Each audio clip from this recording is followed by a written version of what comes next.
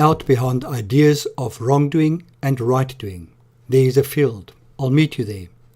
When the soul lies down in that grass, the world is too full to talk about. Ideas, language, even the phrase each other doesn't make sense. Hi everybody, welcome to this second episode of Meet Me in the Field, a podcast about spiritual journeys. Today I am talking to my friend Hansi. I've known Hansi for about 3 years now and am amazed by how he has changed in this time. He has done and is doing a lot of work on developing himself personally and spiritually. My feeling is that whatever he is doing, it is really working. I have an immense respect for how far he has come and for the commitment that he is showing on his journey. I have asked Hansi to come and tell us a bit more about the road that he has and is traveling.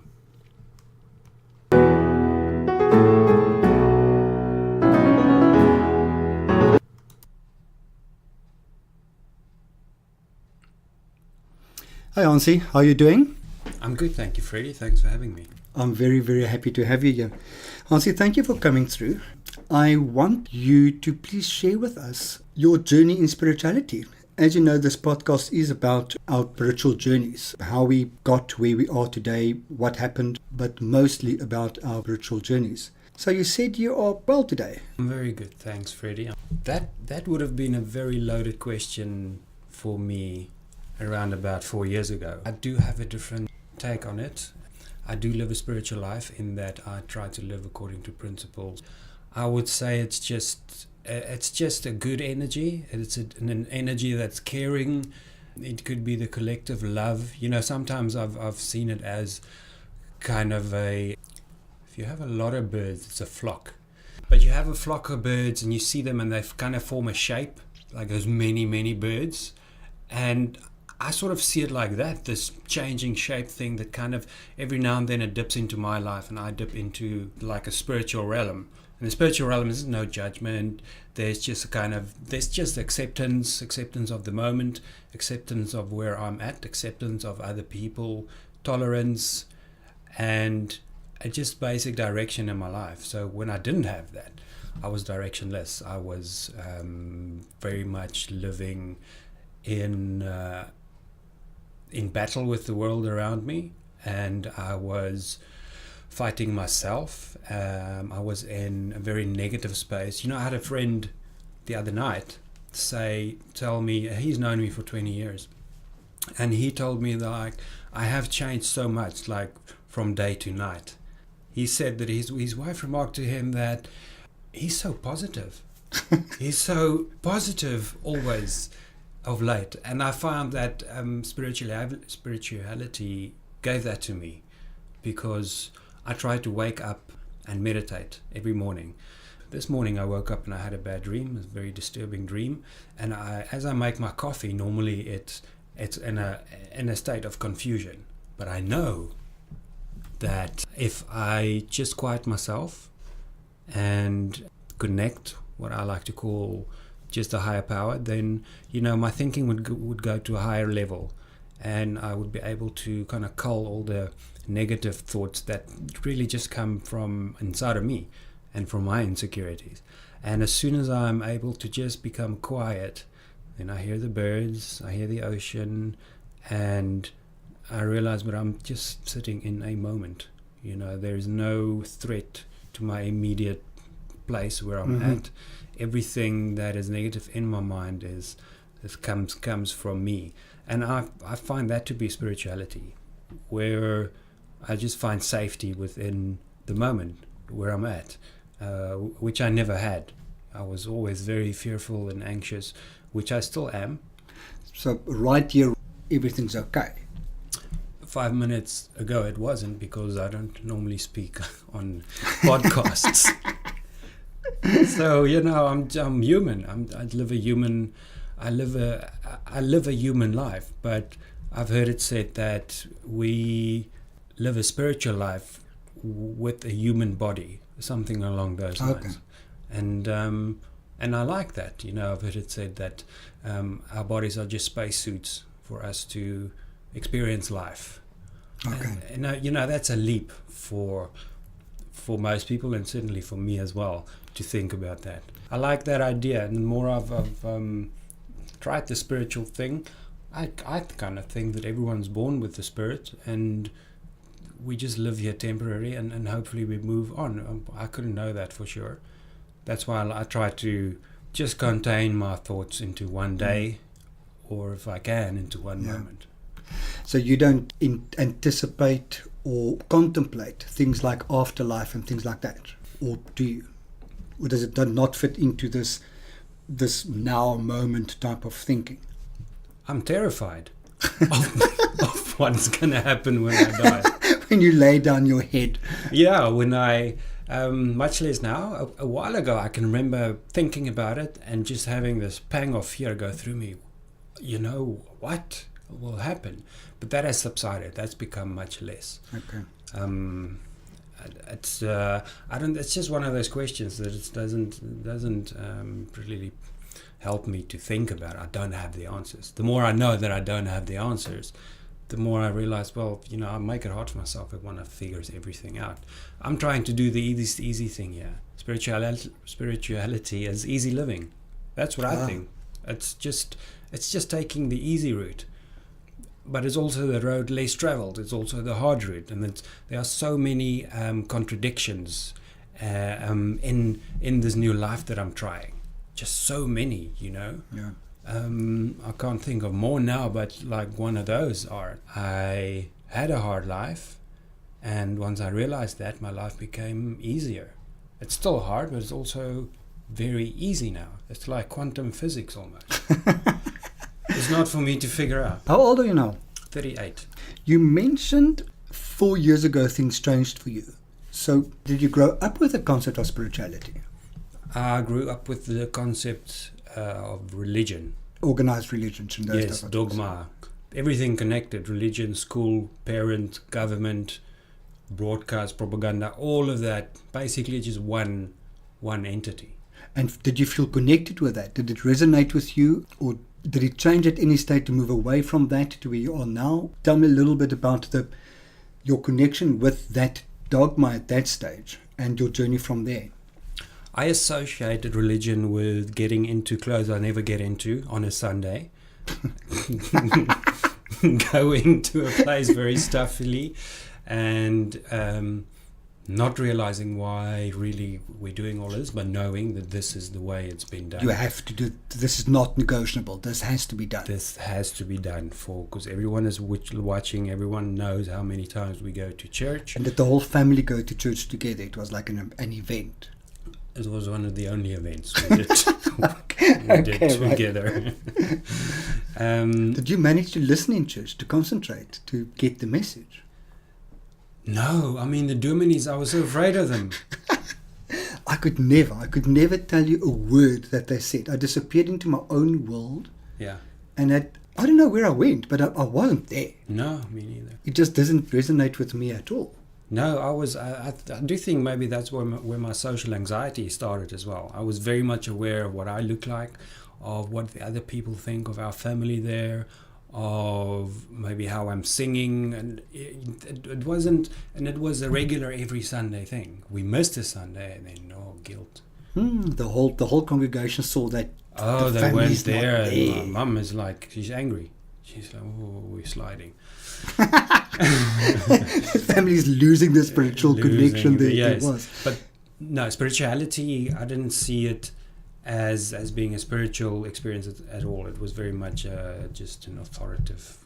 And did you ever feel that your family, in your family life, that your family kind of lived that, what they called spirituality, that the family lived that dogma, or was it purely a Sunday thing? Sundays we go and sit in church and we pretend to be religious, or we live that type of life on a Sunday, and for the rest of the week it was just kind of chaotic and out of control. And it was a Sunday thing. Okay.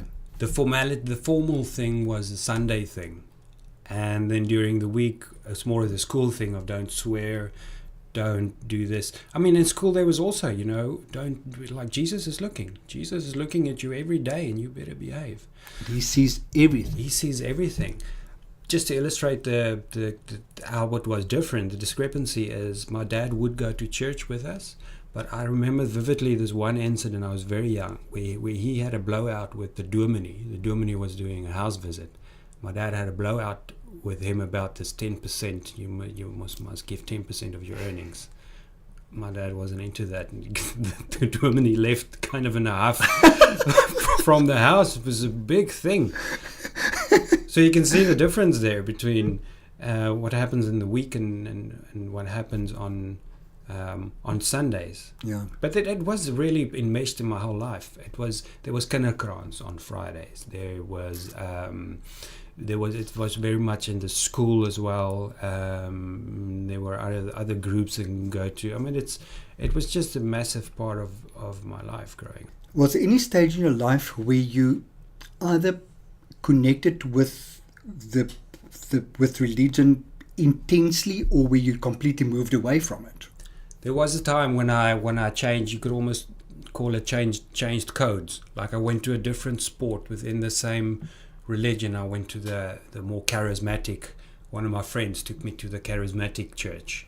That would have been breaking with the more conservative church that I was from. But there I felt even more alienated. You know, the people were clapping. There was a band. There was more of a jovial thing. But it was, you must understand, I was very much an alone child as well.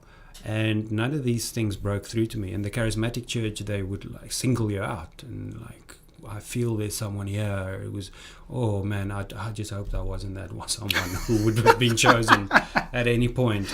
Like a comedy show where somebody picks on you in the front row. And you have to go forward and it's, no. That's scary. It's scary. No, it just scared me off. And I parted with religion when I left my hometown and I went to university. And I had all this freedom all of a sudden. I didn't have to go to church. I discovered socializing and discovered alcohol and I just changed quite a bit. So at that time, you know, there was never a connection to anything that wasn't me. I thought the church wasn't. There was too many like things that were not like consistent. Like the thing within the week and in the Sunday, it didn't add up. You know, they appeared pious, but they drove Mercedes Benzes with the Psalm scripture on the side of the Mercedes Benz, and then they tell you do not flaunt your material wealth. It just didn't add up. And don't want to give their 10% to the church. Yes. So what I would call a spiritual principle of giving or sharing was definitely not present in that context. I didn't perceive it to be a genuine, authentic thing from the people. Or what took you to a new path? About 12 years of just trying to make it on my own. Spiritually, socially, professionally, just going like, you know, I will do this on my own, and just failing all the way, but failing in a big way. Failing at, you know, life has certain measure sticks of, is this guy making it? First, I failed university. Then I failed holding on to a job. I've never had a romantic relationship. These are telltale signs that you're not making it in life. Yeah. And the more I failed, the more I just failed more. I just made wrong decision upon wrong decision. And then within just intense unhappiness creeped in. And then also with society, then you start getting a diagnosis or more than one diagnosis. Then you're in a box, you know. Yeah. I was fully with category of, on the periphery, this guy has got so much potential, but he's just not making it. And it was just a dark place. And when I realized it was very, very dark, I had to reach out to something, man. I didn't have my parents. I barely had my sister. And beyond them, there was no one. And I was sitting in a caravan in my sister's backyard, having realized all these things, that I've completely failed at everything that I've tried. And that in my physical surroundings, there was no one really I had a connection with. So I had to reach out to something else. And I did it one evening, and that was 4 years ago. So it wasn't that you couldn't live up to society's high standards. It was just that you couldn't live up to any form of kind of societal standards. No. And at some stage you just realize that if I do have any set of value, then I am failing however low those values are. I'm still failing at that. And if I want to have any chance in this game called life, then I need to start kind of towing a line or find a direction or something like that. There was ultimatums put to me, specifically from my sister. After this, if this caravan in our backyard doesn't work out, we can do nothing for you. And that was quite a big blow. And that came from a place of love, not that came not from judgment. a place of love. The enabling stopped there. Okay. And then it was I've got to decide here now. Do I carry on with this? And the interesting thing was I had those base values. They were deep inside of me. I realized, I was about to do horrible stuff. I was about to become a smuggler. I hung around in places where I wouldn't hang around in. Yeah. And that your mother will not be happy to see you. My mom will not be happy, but I'm doing it specifically so that she can see me. I'm putting my life at risk to show them. Ah. Yes. But my base values were there, and that little thing was there that you're going off the rails here. So the spirit inside was alive. The spirit, there was a little flicker. The spirit inside, there was a little flicker that said you kind of answer, There was a no, flicker. dude, you kind of...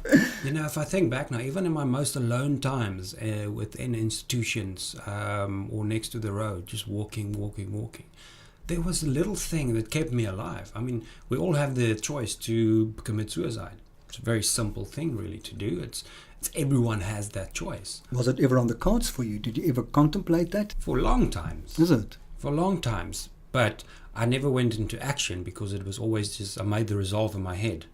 Okay, yeah. But I didn't go into action. Now, whether that was a practical thing, whether it was just a cowardly thing, or whether it was my spirit just keeping me alive and saying, I don't know how it worked. I always say I was just too cowardly. I didn't want to live, but I could not see myself ever taking my own life. I was just too scared. I think my biggest fear was it wasn't going to work. I didn't want to live the life other people lived. I ended up in the bush, in a place, no electricity, they're like a fully self-sustaining place. So I didn't want to live the life normal people lived. And I managed to find this life where I was sort of happy. I was fine with this. I could have gone on with that for a long time. But I had no one around me. I had no one around me. The way I look at big part of my spirituality is connection. So you lacked that, what I would call spiritual principle of connection. You were just kind of, because a lot of people think, oh my God, how idyllic is this, living in the bush somewhere, nobody around you.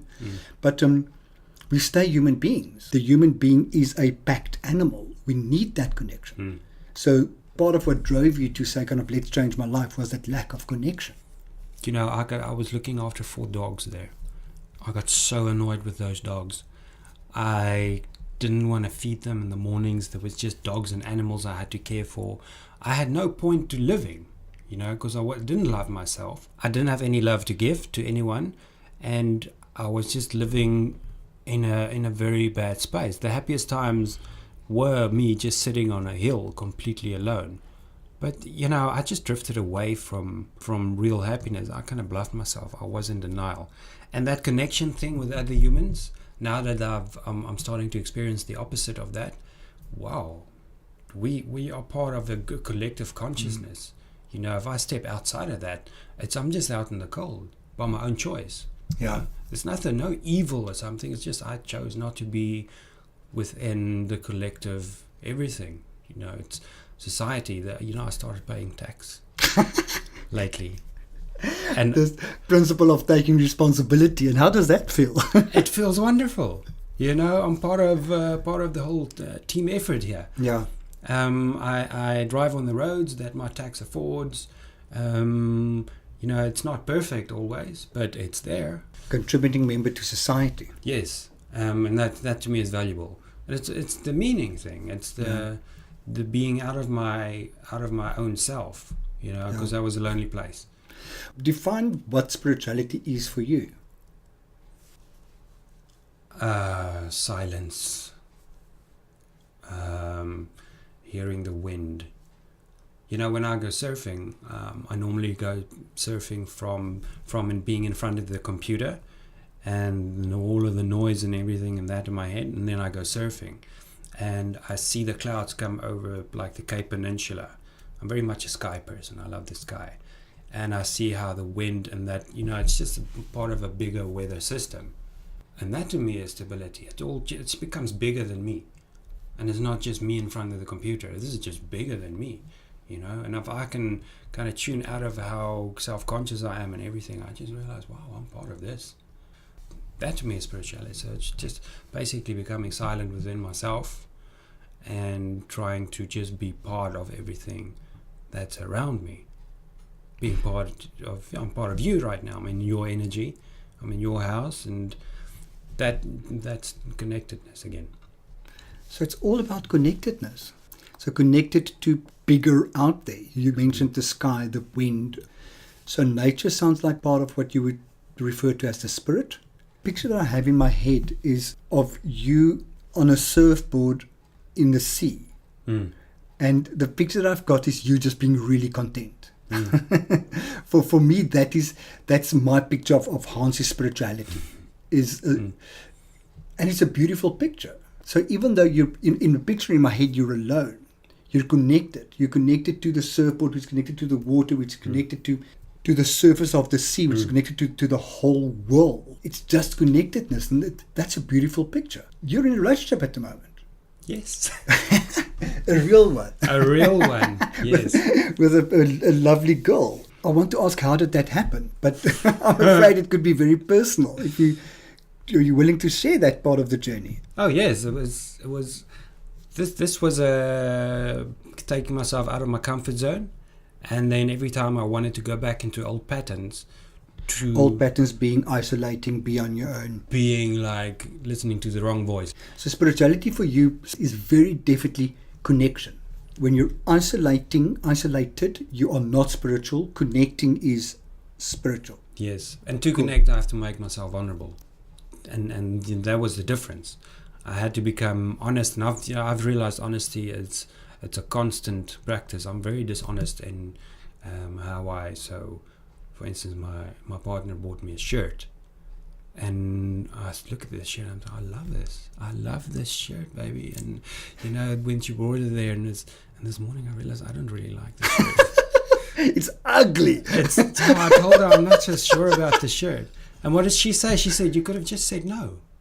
Make yourself vulnerable there, and whatever her reaction is, that's her reaction. But in that moment, I wasn't honest. Yeah. And now the consequences I have to now tell her. But after the money's been spent, it is what it is now. But so I learned through the spiritual life that it's okay to make myself vulnerable and to be honest. And the relationship kind of grew from there. There was more and more honest moments, and then it becomes stronger. Wait a second, I can trust this person. This is new. And through that, just one day at a time passed, and it's been 10 months. We're living together now. And we're still conscious of boundaries, and start challenging each other a bit more on certain topics like potatoes. I don't eat potatoes. She was like, why not?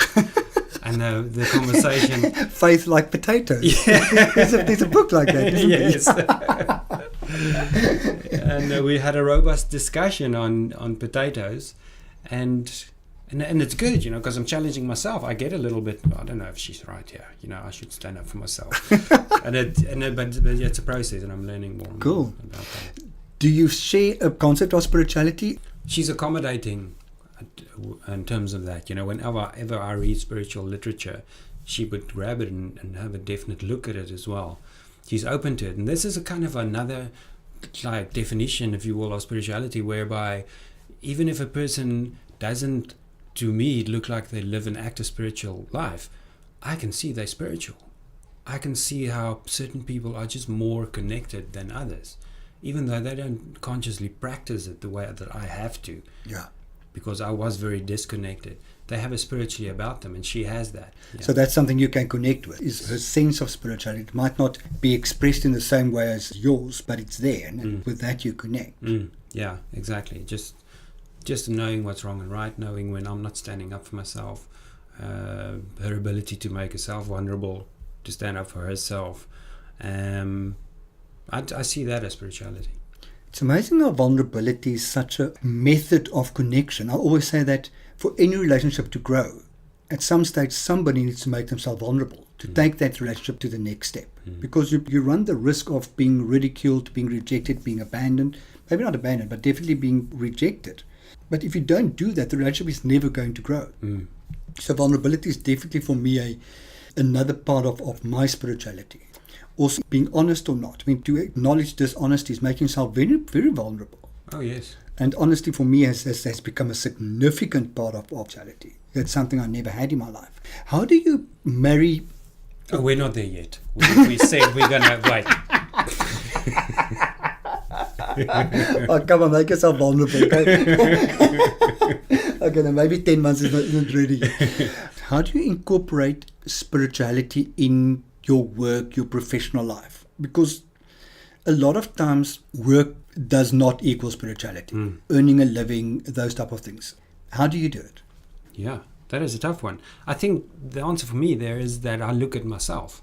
I look at my own part, and then that comes back to tolerance, but it also comes back to self-love, and it comes back to just being honest about what I need, what my needs are. So when it comes to a business thing where I'm a professional, I charge an hourly rate, and of late I sent out a quote, and I realized it was pretty high by my standards, but I sent a quote because that's what I'm worth.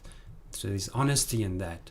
And then if the quote is rejected, to not take it personally, just kind of to keep emotion out of it and to connect with my authentic self within a work environment. Not to be a chameleon where I'm a copywriter here. This is me coming with my skills and everything, but it's essentially me coming to this job or me coming to this office. And I think authenticity is important. So what I'm hearing is also knowing yourself. You said loving yourself. I think in professional environment, I'll use the word appreciate yourself, appreciate your skill set, what your worth is, and bringing that worth to the table and saying, but this is my worth, knowing what you're worth, and don't want to use the word demanding that, but striving towards getting out of life what you feel you're worth. So that's how you fit that in. Again, there's boundaries. I would know within myself, my own moral compass, that there's going to be a boundary where I'm getting greedy now. Okay. So and also from the other side, I have choices. If I find that someone might be dishonest, then I just don't do business with them. Yeah. And then it's not the way the world works. I mean, the world doesn't work that, but within my little world, I can try and do business with the right people and according to ethics that I'm comfortable with. Okay. What I'm hearing is integrity. You live in integrity with yourself, and having that, you have the ability to live in integrity with the world around you. Yes. Are you happy? Yes. I'm joyous. I'm not always happy. I like the difference. Yeah, it's a major difference. I mean, I'm annoyed. I still get lonely. I get frustrated. I get hard on myself, and that's not happy. But overall, I have joy, and I can really enjoy the beautiful moments, and I can get through the bad moments. And the reality is, I don't have a perfect spiritual life. But you know what? It just feeds on itself. The more good stuff I do, the more I help other people, the more, the brighter this like burning thing inside me gets. Yeah. And the more I'm able to accept the dark patches, and able to know that I must do work on that, and it's going to hold me back. But as long as I try to get my own flame, get that. It's like the hot air balloons when the guy pulls that lever. When I meditate, I get a. And then I keep on doing that. I just keep the consistency with that, and then it's easier to live with the dark matter. So you mentioned you meditate. Do you perceive that to be a spiritual practice? And If so, do you have other spiritual things that you do that you would call a spiritual practice? Yes, I would say that's a spiritual practice. It starts out with mindfulness, and then it just starts out. For me, there are many books and guides and everything for that, but then it kind of morphs into a spiritual thing when I become connected, and when I open up, and when I just talk slower. Like in the morning, I would go from talking pretty quick and to just talking slower. Working with others, even though I don't want to. I find that to be a very spiritual thing. Treating my partner with kindness and love, that's very spiritual. You know, thanking her for washing the dishes, that's spiritual to me. You know, telling her I love her. Okay. That's spiritual events in my day. Won't doing the dishes be more spiritual? Is there a limit to this? Context is we do have turns. Turns. It's not. No, we do turns. Just thanking for just saying thank you. I heard is one of the shortcuts to happiness. Attitude of gratitude. Attitude of gratitude. Generally. Yeah. And then also I go to AA and NA meetings, cool. And I find those to be immensely spiritual events as well. And you mentioned you read spiritual literature. Mostly recovery based, and but I'm open to other teachings. How do you handle disappointments? Whoa, badly. Because my expectations are so high. Okay. I'm just thinking of a recent disappointment. Recently, I'm mostly disappointed in myself, I think, which is unnecessary. I made a bad decision on purchasing something, but that's disappointment in myself. There are, disappointment. I'm disappointed in my parents. That is a deep disappointment. I'm disappointed at times in clients if they don't accept creative work. And it doesn't. I'm disappointed in. Or don't pay the invoice. Or don't pay the invoice. Deeply hurt. I'm the hurt. Deepest disappointment. Yes. How do I handle that? I talk with other people. I try to get perspective on how much I'm obsessing about this. Okay. And as soon as I talk about these things, I can see that it's not as big a deal as I'm making of it. So you kind of reflect your reality. Or you reflect your perception. Yes. To get a better picture of what reality is. Yes. I try to commit to reality is one of the sayings. Because I create a reality in my head, which isn't reality. Yes. If I can't get an honest reflection back, I will believe that false reality that I'm creating in my head. Yes. Don't you think reality is the ultimate spirituality? Reality used to be a friend of mine. But yes, today I commit to reality. Yeah. I need to be aware that a huge part of my life is creating a false reality in my head. And I need to live in consultation. I need to live in reflection to get a true picture of what that reality is. Yeah. Hansie, this was awesome. I can't think of anything more that we need to discuss. Is there anything you want to say about you, the spirit, how life is, how you feel spirituality is working for you? I think I wanted to mention I'm very grateful that you asked me, and I'm very impressed by what you're doing. There's like broadcasting this on the internet, and it's I just hope anyone that hears this has got something. Let's hope somebody hears it. Let's hope somebody hears it. Hello. Tell your friends. No, it's for myself. I get so much out of this. Today is a Saturday. It traditionally wasn't in my previous life a day I would spend doing things like this, not remotely. But I'm setting myself up for a wonderful day because my thoughts were on spirituality. Isn't that wonderful? Yeah. I fed the right wolf for Awesome. the last 40 minutes. And that's the perfect way to end it. I fed the right wolf. Fabulous. I like that. Yeah. Thank you so much, Hansie. Have a good day. Thanks for. What I get from Hansie's journey is that if and when we decide that the pain of staying the same is less scary than changing, then we can take the decision to make the necessary changes to our lives. Hansie seems to be able to be very kind to himself on his journey. He has quite a fluid concept of spirituality, ranging from silence via a flock of birds to connectedness. He does have a very acute sense of that spirituality though, and has the ability to use this spirit concept to guide him to a better life. I wish him all of the best and thank him for sharing his path with us. Well guys, This is it for this episode. Hope you enjoyed it and got something out of it. If you want to know more about what I do, please feel free to connect with me on my website, which is www.freddy.org.za, or find me on Facebook at www.facebook.com/freddy.org.za, or on Twitter at @RensburgFreddy. Remember that Freddy is always spelled with an IE at the end. Stay safe. Bye-bye.